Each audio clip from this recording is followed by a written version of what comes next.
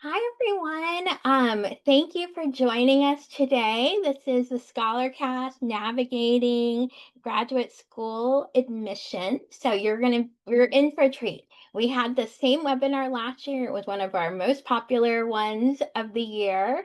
Really helpful advice and tips on how to stand out on your application. Some really great strategy on how to be prepared and get everything done on the timeline that makes sense for the particular test you're going to be taking. Um, so I'm really excited. So our speaker today is Kristine Cather, and she is the Director of National Partnerships. And she motivates students and works with high school and college students both, and make sure to give them those practical guidelines and what to do and what to expect. So I'm really excited that we have her back here again today. A few little things just want to mention. We'll be recording this, and you'll be getting a copy of the recording, and you'll also be getting some more, information from Kristine. So she'll be in touch with information that could be helpful for you. And if you have questions, please enter them in. It is the chat that you should be entering them in.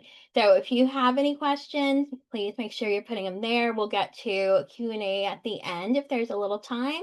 Um, but without further ado, I would like to pass it on now to Kristine. Thank you so much, Jen, and thank you each so much for your time today. I'm excited to help you get next steps in order for you. So my goal at the end of these is for you each to have 1 or 2 or 3 action steps that will put you in a stronger position tomorrow. And every day you'll have something to work on that will leave you very confident by the time you are ready to apply.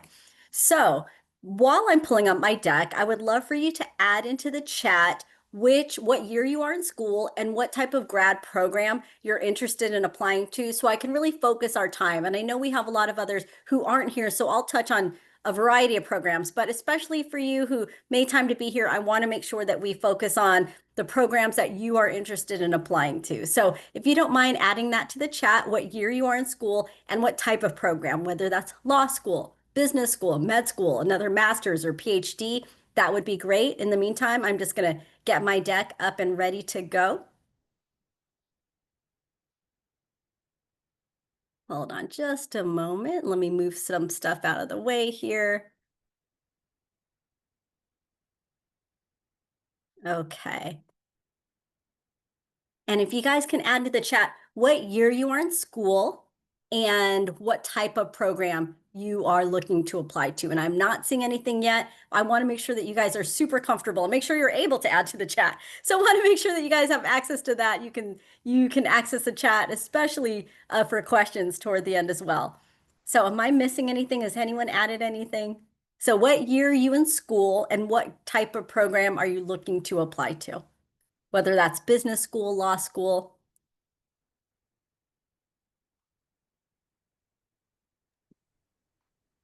Oh, I think there's a raised hand. Feel free. I don't know, Hi. Jen, if there. So I just wanted to let you know, I think it's in the Q&A. I'm starting to see some of Oh, some of the responses there. Sorry, I think I had it wrong. It's Q&A, not chat. So.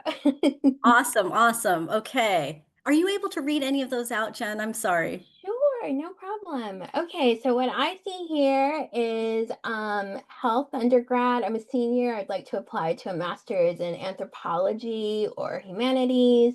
I have somebody here from third year. And that's what we have so far. Okay, so there's probably a variety, and I know that we had a lot of people RSVP, so there will be a variety. The QR Yeah. code, do not worry about the QR code. You've all signed in, so each of you, I will send a PDF of this deck as well as links to other resources. So don't mind the QR code. That's there for when we don't have sign-ins, but you guys are in here, you're ready to go. Looks So like we're we gonna have a talk, business school. oh, perfect. Somebody's excited about business school. That's awesome. Excellent. Fantastic. Thank you. So we're going to talk about navigating the journey to grad school. So we'll first talk about researching schools and programs and make sure that that is something that you're doing at this point in time. We'll talk about admissions and what pieces of the application will come into play. And then we'll talk about application timelines so that you can stay on track. Because no matter what year you are in school, it is going to go by faster than you know it. Time does fly. And so we want to make sure that you are taking advantage of all the resources at hand right now where you are so that you are confident and ready when it comes time to apply for you. So researching schools and programs, can I just get, if you can add it, sorry, Jen, are you good with like helping with the Q&A and working the chat if I ask questions just because I'm not seeing it on my end? Absolutely, happy to Okay, help. perfect. Can you put in the chat, have you already started researching programs in schools? Just a yes or a no, or like I'm in the middle of it, just to know where you are with that. So researching schools and programs, where are you with that for yourself? Because that will be step one, just looking into the programs. What are those requirements? What do the programs offer? Those types of things. It seems like a lot have not started yet, so I think they're starting the process just now. That's great. And that's great because that's why we're here, so that you guys can really start informing yourselves. And what's nice too is that you are not stuck in any lane. There are so many opportunities open for you. You don't have to feel like, hey, because I'm a poli-sci major, I have to go to law school, business school, grad school. All these other programs are ahead of you as well if that's where you would like to pivot and go. So don't ever feel like you're stuck in a lane. So what I do suggest though is start looking into programs that you're interested in, and just looking at what types of faculty they have, what types of classes they have, what do they focus on? Are there on-campus clinical experiences? What are their support centers like? What type of summer experiences do they offer? For instance, in law school, you might get to take a summer class with a Supreme Court justice abroad. Or if it's heavy in the entertainment industry, perhaps they have great connections with some entertainment law firms. So really start looking into the different programs so you can start aligning your interests. And while you're there, I suggest you start a spreadsheet because you are going to be collecting a lot of information. So might as well start a spreadsheet now so it's not swirling all up in your brain. You can start downloading these out of your mind and into a spreadsheet. Just note down the program. And then while you're there, just jot down the average GPAs, the average test scores, and we'll talk about those test scores.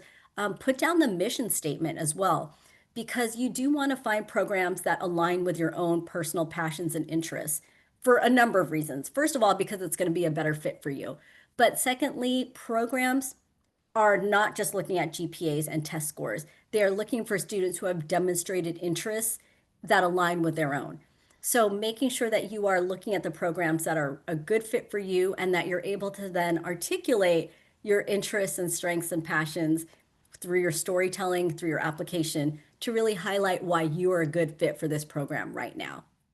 So, and the mission statements, most programs have done a great job of revamping those mission statements over the last 3 years. So, schools have gotten very specific about the types of students they're looking for, and it gives you a great idea as to what to highlight in your own application. Some may be very community service based. Great, now you know that that's a piece to really highlight. Some may be innovation based. Well, shoot, that means like more like research and tech or whatever that is for your particular field. So make sure that you are looking into those mission statements. And then while you're there, go ahead and take a look at who your letter writer should be, because most programs will ask you for letters of recommendation.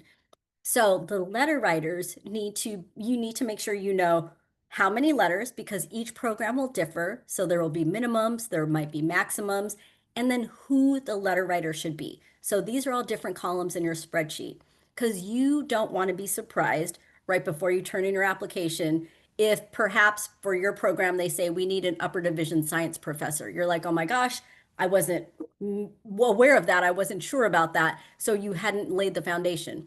So knowing what you need will just help you rest easy as you are in your undergrad years or during your gap years. So you can really start networking, making those connections, and really preparing yourself so that when you do need those letters, you're good to go. All right, let's see here. When you are researching schools, really think about what you want to do when you're done with the program. So is the end goal, do you want that master's? Do you want the MBA, the JD, a PhD, perhaps an MD or DO? Mm. So start thinking about what it is that you want to do at the end of the day. And you are young in the early phases of life. So it is okay. Most of you don't really know. So it's important to go out and get experiences, roll up your sleeves, get exposure to those fields so that you can truly know instead of having the idea in theory. You want to make sure that you know in your bones that this is what you want to do and you know why you want to do it. Because when you get to that point, despite the challenges that will be inevitably in your way, such as the LSAT or GRE or GMAT or MCAT, whatever that is, as well as, writing a ton of different essays. If you know your why and you know that you've had the exposure to this field and you know that this is what you want to do, you can get through those challenges and obstacles and keep pushing through because you have your end goal. Also, after getting experiences, you're able to articulate your why so much stronger. And so your storytelling becomes richer and you have so much more depth. And those are the things then that will help you stand apart from the crowd when when admissions committees are looking at that sea of applications. So really start thinking about all of these different questions for yourself. And then if you're not even sure about the different paths and why these different paths, we'll take a look at the spreadsheet. This is just a quick spreadsheet to go over high level the differences among a master's program, PhD, MBA, and then the JD programs. Hold on just a moment. Okay, so for a master's program, the intent is more in-depth knowledge in that field. The purpose typically is a career boost or you're pivoting into a different field. It's generally just a 2-year program, and after your bachelor's, you can typically then apply for a master's. Then we'll talk about the exams afterwards. Moving on to PhD, what is so interesting here is the intent is to produce original research and fill gaps in knowledge. So if you've ever heard of PhD friends or your parents' friends who have PhDs and they're in such like niche types topics, it's because you're adding original knowledge into this vast sea of knowledge. So you're producing that original research. You become an expert actually in that particular piece, and you gain research skills in that very challenging environment. It's generally 4 to 6 years for that PhD. After your bachelor's, you can then, apply, and then we'll talk about the exam after we go through all of these. The MBA, the intent behind that, you learn management skills and theories. So this is what the business schools, you might hear an MBA program, B school, people will talk about. So that's business school. Generally, it's 2 years. The eligibility here is slightly different, whereas there are very few programs that will take students straight from undergrad, but they do exist. One of my friend's daughters went through it, I think, at one of the Oregons. If you have a certain GPA as an undergrad, then you can apply to an MBA program without the work experience. However, most MBA programs, most business schools want to see 2 to 4 years of work experiences after your undergrad so that you can really add to the discussions and to the case studies and really contribute to those conversations. So think about after your graduation, your work experience, and then applying to an MBA program typically. And then for the JD programs, this is law school. The intent is you learn to think like a lawyer. Typically, the purpose is to become a practicing attorney, but you can use your law degree in many different ways. Generally, it's a 3-year program if it's that full-time program. There are some evening programs as well that can spread out over perhaps 6 years. The eligibility after a bachelor's, you can go ahead and apply to law school. Now, people think, okay, this is great, I can just apply. And then they typically come to a halt when they see the requirements. The exams down at the bottom. For master's and PhD programs, many of those have become test optional, and GRE is the typical exam if it is test optional. This then begs the question, why would I submit a GRE exam if it's optional? Well, look at your own individual situation. If your academics, if your transcripts, your grades, your letters of rec, like if all of those already reflect your ability to handle the academic rigor of the program, then you should be okay. But if your transcript GPA does not reflect your ability to handle the academic rigor of that master's or PhD program, perhaps a strong GRE score can help corroborate it. So just think of it as your own individual puzzle pieces. What missing puzzle pieces do you have, and what pieces do you personally need in order to fill that hole? And you need to fill that hole before an admissions committee member points it out. So right now is the time not to beat yourself up over this, but to really take a critical look at what it is that you need in order to be the best candidate possible. And it's much better to take that critical look now because you have the time to really make a difference and really start filling those holes. All right. For MBA programs, so for business schools, the GMAT is the exam that people typically think of for business school. However, the GRE is also accepted at most business schools. So if you aren't quite sure which direction, master's, PhD, MBA, and then you'll also see for law school, they take the GRE as well. Then the GRE becomes that very general exam that's accepted across the board. So we do have a practice GRE that's free that you can take just so you see what that's like. And oftentimes, a lot of people will take the practice exam without having prepared, and all of a sudden they feel better because they're like, oh my gosh, I didn't even prepare. And at least I know what these questions are like, and it actually isn't that bad. So now it gives you that baseline and you know what steps you need to take next. All right, but the GMAT is typically the exam that most students take for business schools. For law school, the LSAT, the LSAT is the typical exam most people associate with law school or they think of with law school. And that's the primary exam that most people really think about. However, the GRE is also accepted. So if you are between programs and you're not quite sure, just know that you have those options. And for the GRE, GMAT, and LSAT, as a partner of ours, you do get discounts for test prep. So I'll send the follow up just in case that's of interest to you.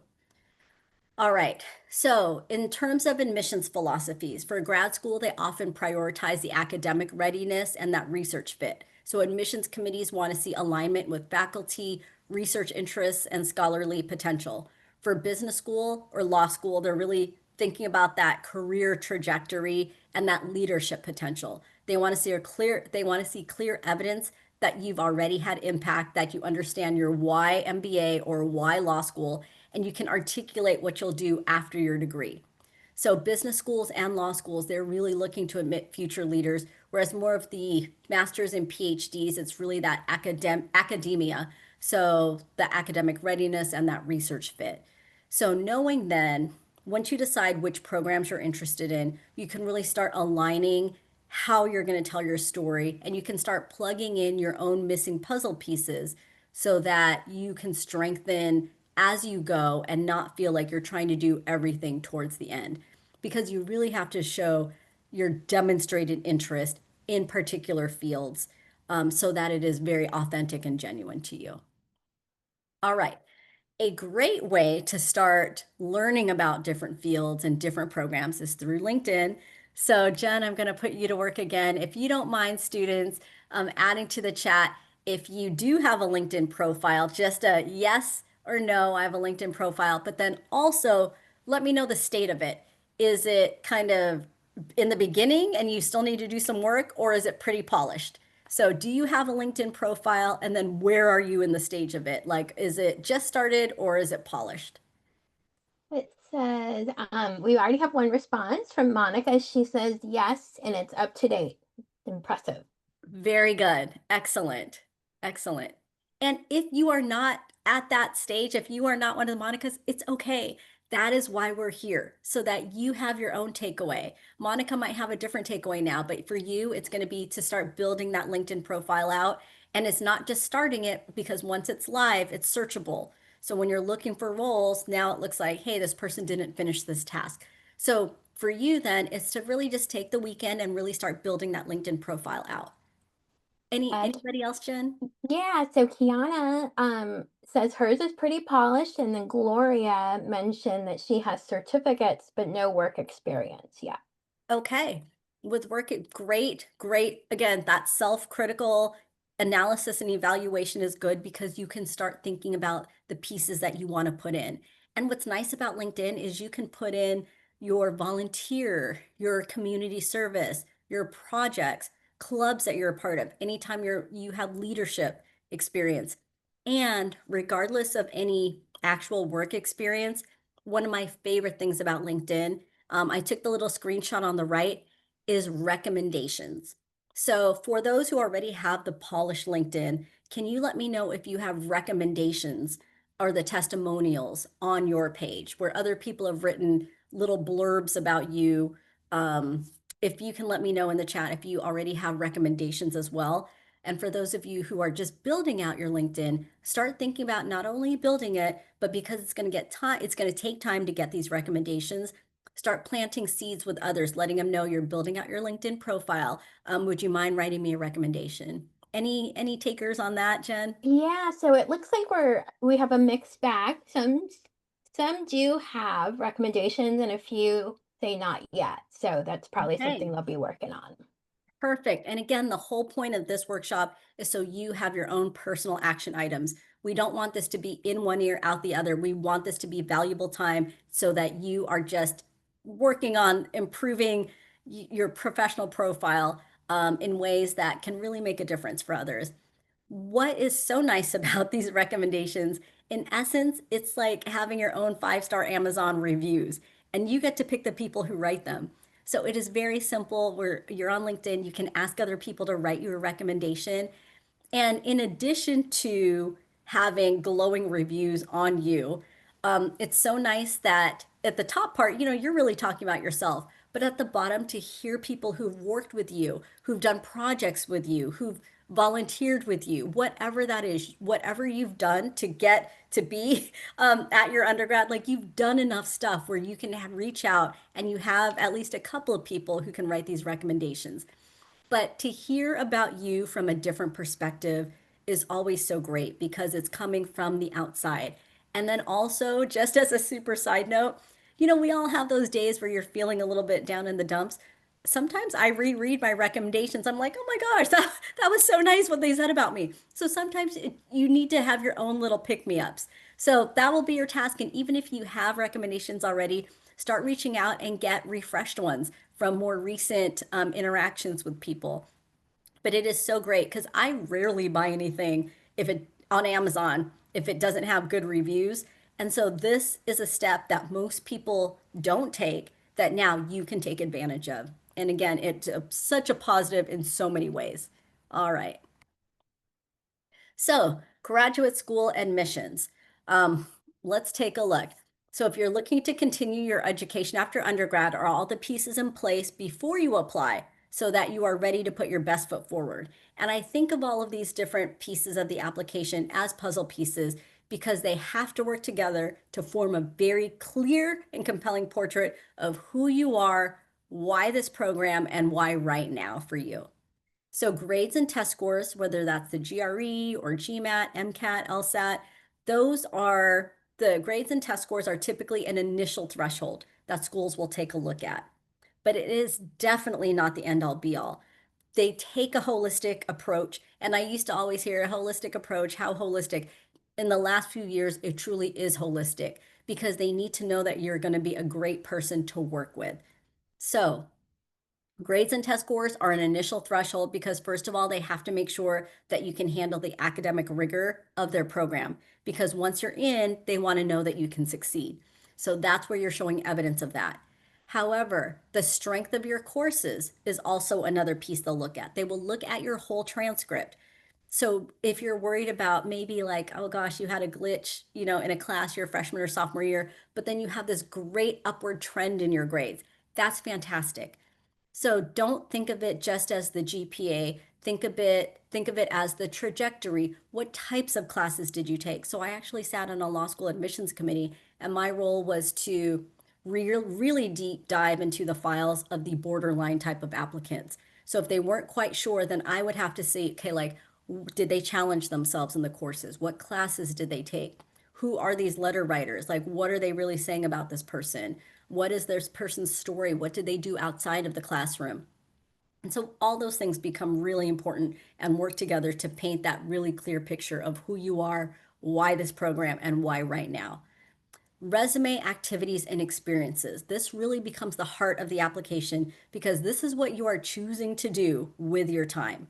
So, this is where you demonstrate that interest and that passion.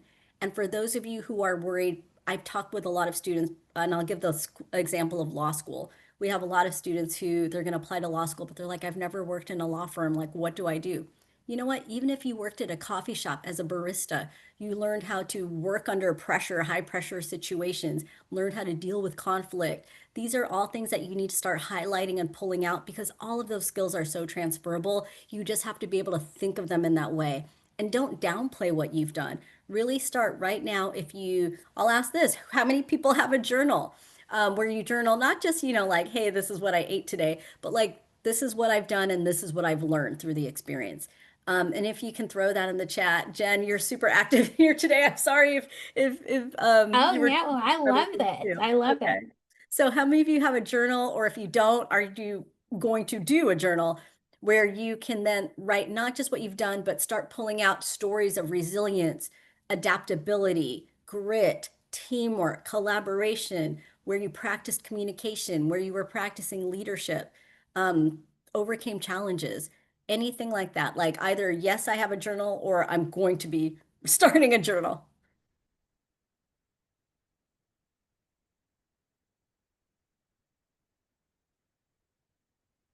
And It I looks told you, like Monica says she sometimes writes in her journal. Gloria is going to start it. love That's that. it.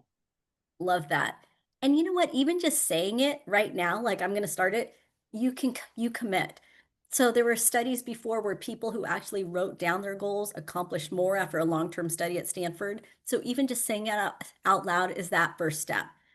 Because also what happens, in addition to you really then starting to reflect and think, it helps you start thinking about your day in a more meaningful way. Like that thing where you thought, oh my gosh, that was just such a disaster, you learned so many lessons through that thing that felt so negative, and now it's a positive because you're taking what you've learned from that, and then you can take that in the next situation and be even more ready and be better.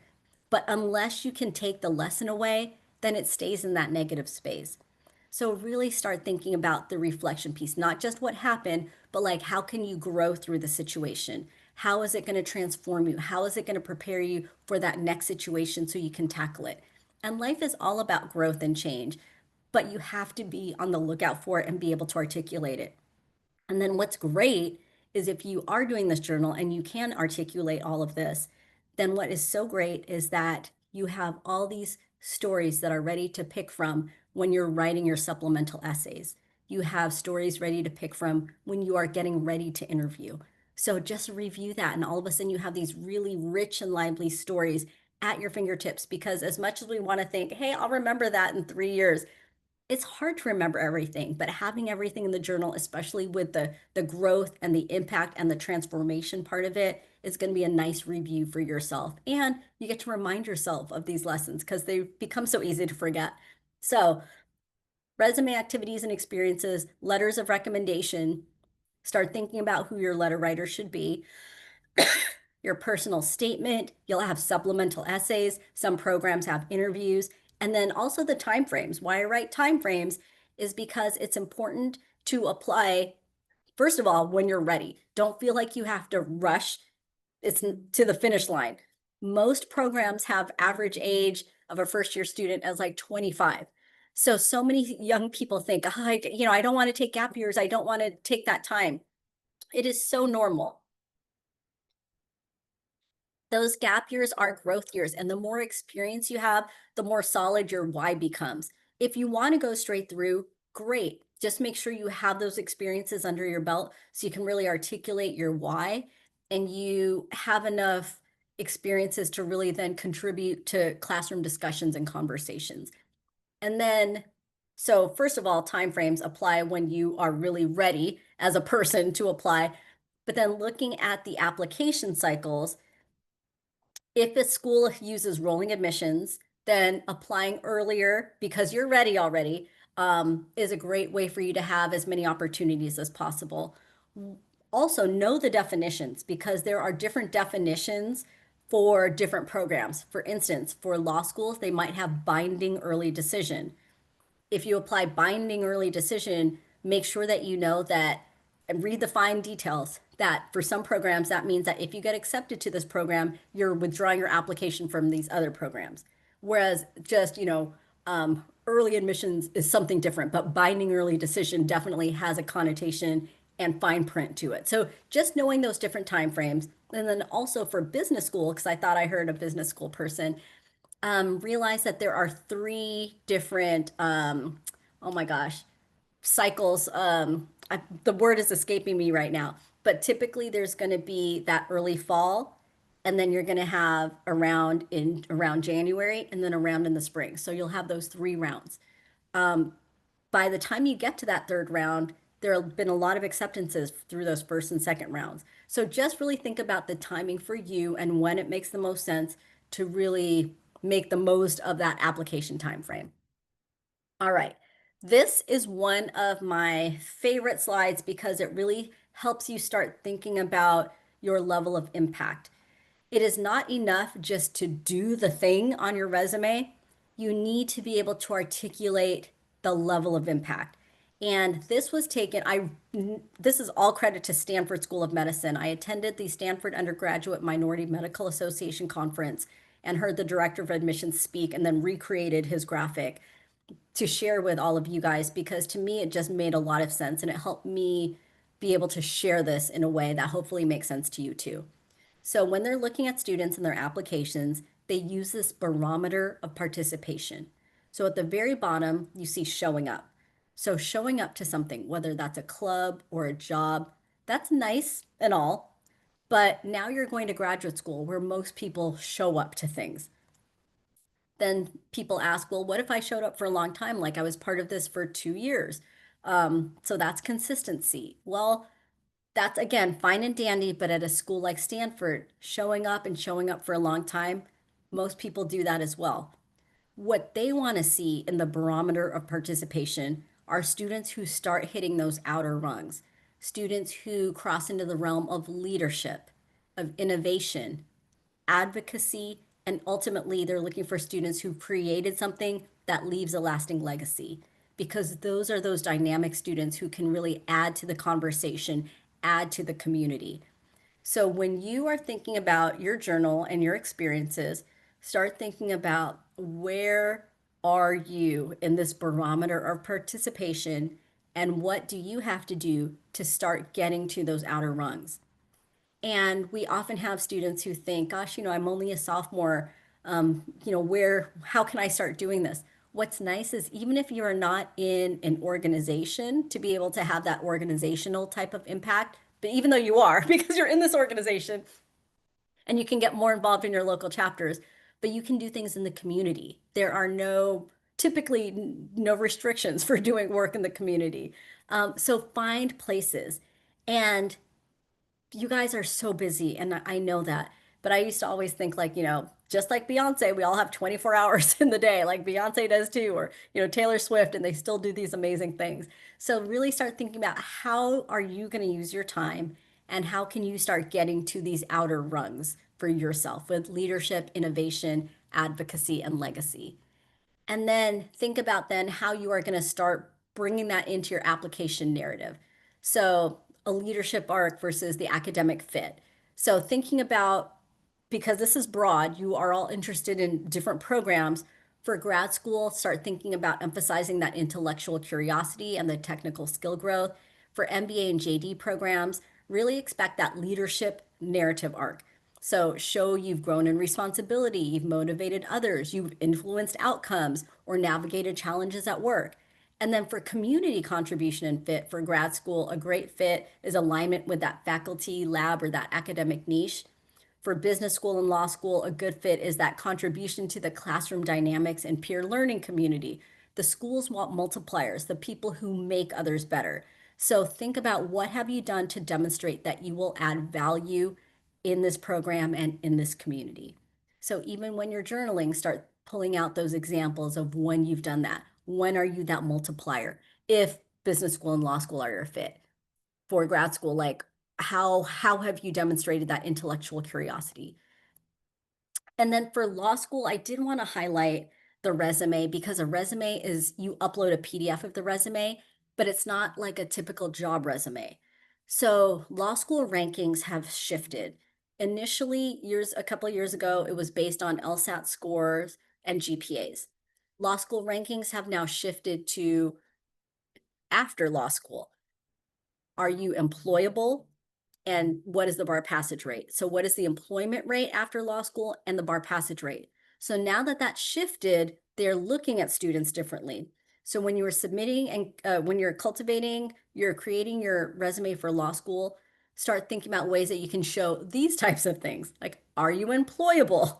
Can you handle pressure? Can you manage time? So in essence, for law school, a great GPA and a great LSAT score is fine and dandy, but if you can't get a job after because you can't manage your time, you can't handle pressure, you don't work well with others, that's not a good fit because they want to make sure that you can actually get a job afterwards, which I think is great. So also, like, do you work well with others? Do you show grit? Do you make a unique contribution to the class? Will you thrive in this environment? Have you demonstrated your suitability to the mission? Are they confident that you can meet the demands of the program? So just start thinking about how you can highlight your skills in different ways. And then the admissions committee will weigh strengths versus risks in every file.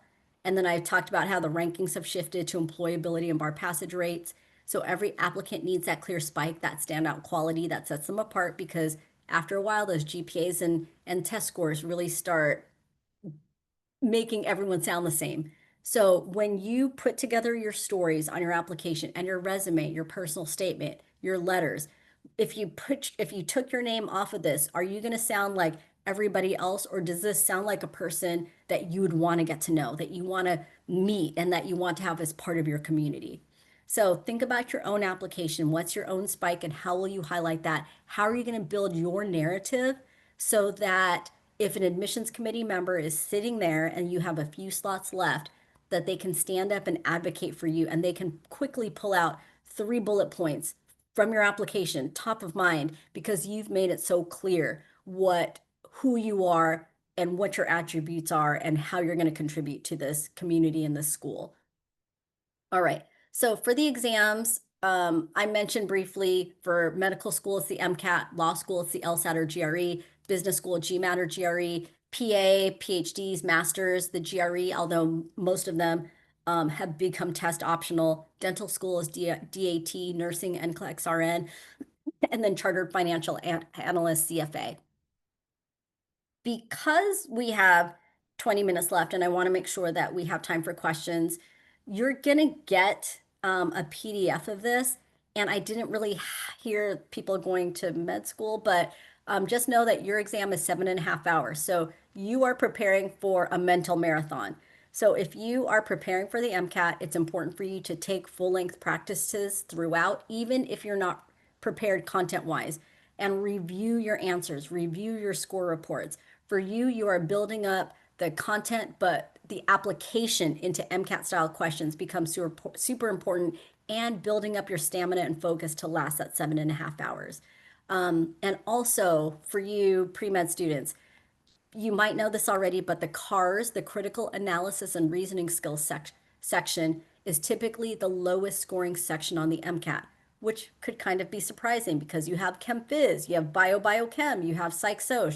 Why is the critical analysis and reasoning skills, basically reading comp on steroids, why is that the lowest scoring section? Well, you might not be exercising those muscles. So no matter what year you are in school, you can start doing some outside reading and history, philosophy, and other things, and make sure that that's active reading so that you are really thinking about what is the author's point of view, what are they trying to say here, so that by the time you're actually really diving deep into your MCAT prep, that you can, along with your actual content review, that you can really start practicing how to address these CARS passages and how to do them in the order that works best for you.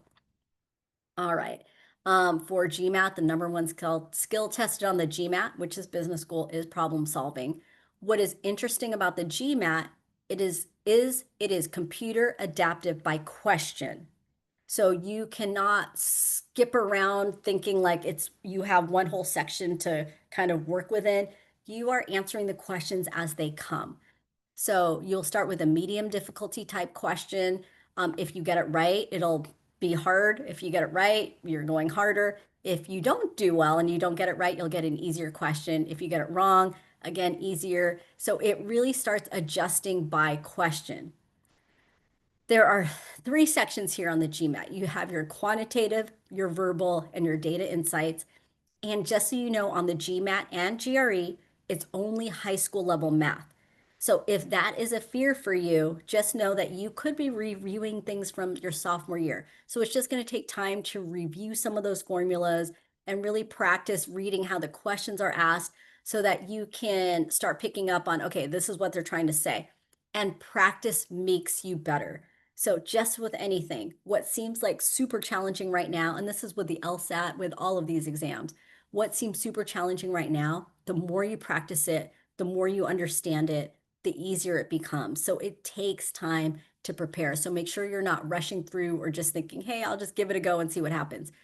Take the time to do those full practice tests, analyze your performance, review your student score reports, and really just make the most of the time that you have to prepare and take that critical look at yourself and see, okay, where are my strengths, where are my weaknesses, and what do I have to do to strengthen these areas. For the GMAT quantitative verbal data insights, data insights is kind of the fun section that's most related to, reading graphs and data and charts and those things that you will be then doing in business school. So I, again, you'll get this deck, but because we're talking about so many different types of programs and I want to leave room for questions, I'll keep moving on here. For the LSAT, it's designed to measure skills that are considered essential for success in law school. So there's reading comprehension, organization and management, critical thinking, analysis, and evaluation.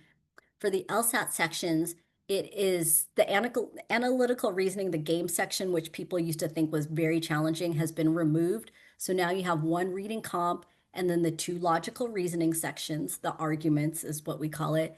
And then there's an unscored variable section. So you won't know which one that is, but it will be either a logical reasoning or a reading comp. And what's happening in that unscored section is they're testing out questions that they might be administering in the future to see, okay, is this an okay question? How many people are getting these right? How many people are getting them wrong? You don't want to try to guess like, hey, I think this one's the unscored one, so I'm just going to rush through this. You won't know. So just attack each section and work your way through those. All right. LSAT scoring 120 to 180 is the range. The median score is 152. So start looking at in your spreadsheet, if you're interested in law school, start looking at the programs you're interested in and their median LSATs and GPAs, just so you get a sense of what that is. But again, the GPAs and those test scores is one factor in the application process. So really think of it as the holistic review, but at least you'll get a sense of the GPAs and test scores that you can be shooting for, but don't let that limit you. We have great 1 hour sessions on each exam that happen year round. So I'm going to try to remember to send you a link to that so that if you are looking at the LSAT, then you can deep dive with one of our instructors into the different types of questions and take some sample classes and all of those things. All right, the GRE. The GRE was that most universal exam. The GRE is adaptive by section. So how you do in the first section of math determines the level of difficulty in the second section of math. Similarly, how you do in the first section of verbal will then dictate the types of questions you get in the second set of verbal. So you can see here section by section versus GMAT, which was adaptive by question. So GRE adaptive by whole section. So now you can mark things for review. You can come back to them. It gives you a little bit more flexibility within those sections. And then your score gets scaled. So you can only get in that higher range if you've been getting those harder questions. So just, again, practice. The math section is only high school level math. A lot of times it's just really understanding how the questions are asked and practicing the pacing, the order of difficulty for you, which is an advantage in GRE because you can skip around, and just general test taking techniques. There is also one analytical writing assessment, which is 30 minutes. LSAT, you have a separate writing as well. But for this, one tip here for GRE is that some students they'll see the prompt, they'll see the timer ticking down, and they just start stream of conscious, like Virginia Woolfing it. And they're like, okay, I'm just going to start typing. Just like most papers that you write, you will have scratch paper. So really organize your thoughts. Do that brain dump, start outlining, really think about your cohesive argument, and then you can dive in and start typing that out. All right. Watching the time, 10 minutes, and you're going to get all of these. These are just general managing your exam prep. In terms of letters, keep in mind letters of recommendation, that the purpose is that these letters will shed light on your character and ability. So when you're thinking about the letter writers, think about who has witnessed these things, who can attest to your core competencies, who can attest to you actually out in the field or in the classroom or whatever that is. So you need to think about who can write you a strong letter. And from the get-go, I suggest you asking them and using that word, are you open to writing me a strong letter of recommendation? At that point, if they wince at the word strong, that might not be the letter writer for you. And it's okay, because hopefully you have time to plant seeds with other letter writers. But be very specific that you're looking for a strong letter of recommendation. And then do everything that you can to make it as easy as possible. Share your LinkedIn, share copies of your personal statement, share copies of your supplemental essays. Give them other things that they can utilize to really get that whole view of who you are, in addition to what they're able to speak about just from knowing you and working with you. For the letter writers, think about the quality of information they can provide. Do they know you well enough? Are they in the position described? Like I said, some letters will, or some schools will say letter writer should be this person, this person, this type of role. So you need to know that now. That's part of that research in the beginning. Know that now so that you can really start planting the seeds with the right people. Has this person directly observed your behaviors? Can they speak positively about your skills? Are they familiar with unique contributions you bring to this incoming class? Can they provide rationale and context for positive comparison? Can they describe your suitability for the program? Are they confident that you can meet the demands? And then if we had more time, we would talk about, what are some things you can do to start positioning yourself. But I do want to ask, how many of you feel ready to ask for letters of recommendation? So if you can add that to the chat, how many of you feel ready to ask for letters of recommendation? And if you don't, that's okay. Start going to office hours. Start, talking with the people who've supervised you. Really start thinking about who those people can be so you can start planting those seeds. Any takers on that? Any? Yeah, so Gloria mentioned that she has already asked a few, so she's ahead of the game. Love it. Love it. For those of you who are taking gap years, we've gotten the question in the past, like, hey, what do I do? Like if it's a recommendation from a professor, like, what if they don't remember me later on? The Princeton Review is not affiliated with this program, but we've had a lot of students use Interfolio, a service called Interfolio, because letter writers can write letters and it can be housed in Interfolio, then Interfolio can send them. There is a cost when they send them, but from the students we've spoken with, and after talking with Interfolio at one of the conferences, it seems like, especially if you're doing gap years or if you're applying to programs where you typically might have to reapply, if you don't get in the first time, having those letters handy through Interfolio, because it is an accepted resource. Again, we're not affiliated with them in any way, but a lot of students have found that handy. So just a small little side note there. Keep in mind that we are here at the Princeton Review to help you raise your test scores. Again, that's just one facet of your application, one puzzle piece, but it can be a piece that can be your spike. It can help you stand out. It can help you show your readiness to handle at least that academic rigor piece, that you've taken the time to prepare, that you are a good standardized test taker, especially if exams are going to be in your future. They at least have this as a baseline to know, okay, this person can handle this, or they've at least put themselves through the rigmarole of preparing for this. And so it just shows, a little bit more grit, more resilience, and things like that. So you guys do get a discount code as a partner of ours, so take advantage of that. And then beyond GPA and test score, clarity of purpose. Start really thinking about why this program, why right now, and why you. If you can answer all of those clearly, fantastic. And it's hard. I was just at a pre-med conference at UC Davis this last weekend, and a student who clearly is interested because they came all the way up from Santa Clara to attend this conference in Davis. They're like, but I'm still not sure about my why. That's okay. That's why you get that clinical exposure. That's why you start getting more experiences so that you can really clarify your why. Because by the time you apply, you should be able to speak clearly and passionately and authentically about why this particular program, why right now is the right time, and why you are a good fit for it. And then also start thinking about your spike factor. So, like an admissions essay, schools want to see something distinct. So that could be leadership, that could be resilience, a unique experience. People start blending in, and there are thousands of applications. So again, start thinking about that admissions committee member who's sitting around the table, and they need to advocate and fight for you. Can they quickly pull out 3 bullet points from your application because it was that memorable? And then contribution. Don't just think about what you'll gain through the program, but also think what you will give back to this cohort or this community or to the world at large. So it's not you just taking, they need to see that you are also going to be, they're going to be helping you build so that you can give back at the end. And so remember, you're not just applying to grad school, they're admitting a future classmate, a contributor, and a leader. So, how can you articulate that? How can you position yourself to show that? And then application timelines to stay on track.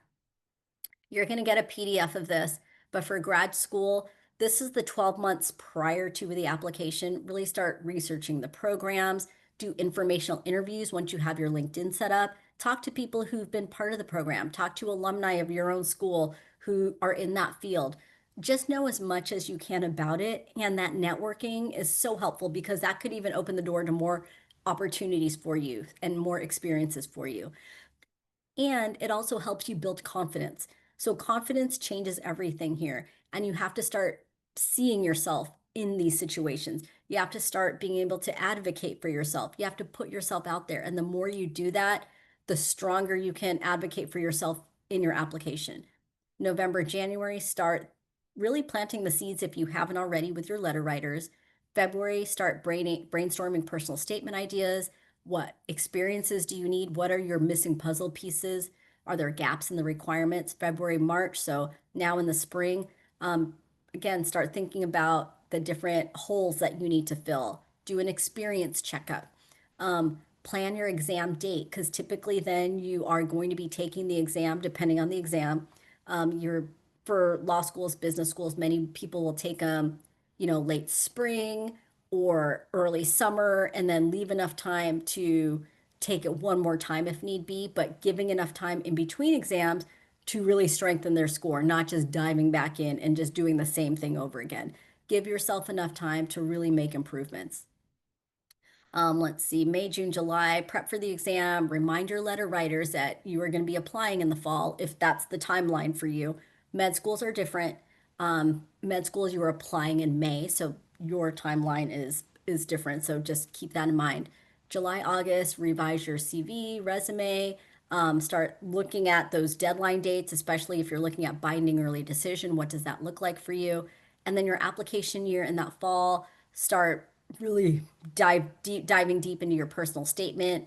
How are you going to tell your story? Supplemental essays, and then fall applications open up. Know those application timelines. Don't just look at the deadline, especially with rolling admissions. Start looking at when those portals open up for you. All right. Med school, I didn't see pre-med students in this, but this will be part of the PDF, so we don't need to spend a ton of time there. But at the end of the day, we want to make sure you're ready. So be ready to submit for opportunities. Be ready to talk with your advisors on campus or through your organization. Be ready to ask for those letters of recommendation. Be ready to draft your personal statement. Be ready to take your exam, whether that's the LSAT, GMAT, GRE, MCAT. Be ready to key in your application. It is going to take at least 3 or 4 times longer than you think it will take to actually key in your actual application because you could be adding in your coursework, you could be typing in your personal statement. With law schools, what's nice is you can add more PDFs and such, but some others are different and you're actually really keying it into the system. So give yourself enough time because it's going to take at least 3 or 4 times longer than you expect. So hit all your marks, better grades, better scores, better applications, better schools. I'm Kristine with the Princeton Review. I'm going to stop sharing. I'm hoping that this was a catalyst for you and that you have your 2 or 3 action items for yourself so that you feel more confident along this application journey. Kristine, that was amazing. Thank you so much for Thank all of you. that info. It was really great to hear. And I hope all the members that are online right now listening in, that when you heard about the spike factor, you thought about how being a member of NSCS is going to help you with part of that. So, really excited about that. I've been keeping track of questions. I didn't see anything new come in, but let me see. There might be one that just came in. Let me check. No, just wanted to thank you. So yes, I agree. It was a really great presentation. You'll be receiving the presentation and you will have Christine's contact information because she'll be sending it over. And you just be in touch if you have questions. I'm really excited and I'm really excited for your future plans. You're doing the first step in preparing, so congratulations.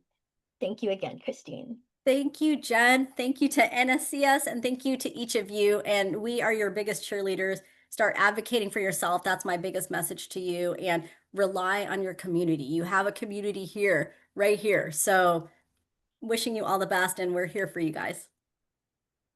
Bye, everyone. Thank you.